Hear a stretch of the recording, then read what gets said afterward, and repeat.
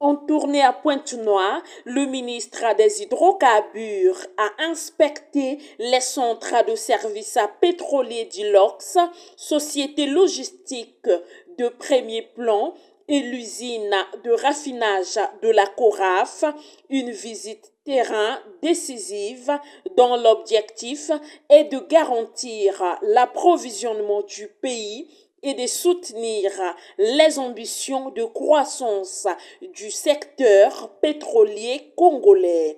L'objectif et le futur d'Ilox, c'est de voir l'Ilox devenir donc le champion national de la logistique pétrolière. Et c'est bon pour ça que nous sommes là. Nous allons donc les encourager à cela.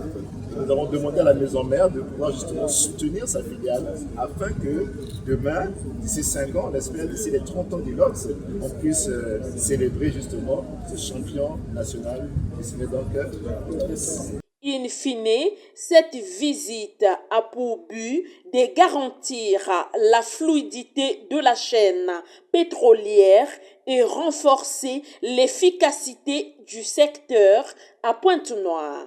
La raffinerie joue un rôle très stratégique dans l'approvisionnement des produits fluides de notre pays. Aujourd'hui, on parle de super, on parle de gasoil, on parle de jet A1.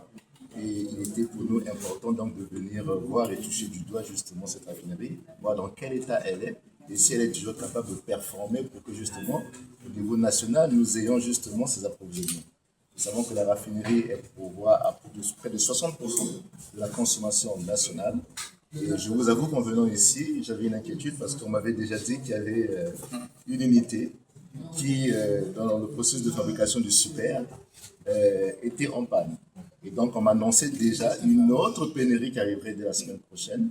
Mais je suis agréablement soulagé de voir que cette unité, en fait, est en train de marcher. Elle a repris. Je pense que depuis dimanche, la raffinerie, justement, est capable de fournir encore du super. Je crois qu'il y a, d'ici la fin de la semaine, au moins 500 tonnes qui pourront être livrées au niveau de la SLA.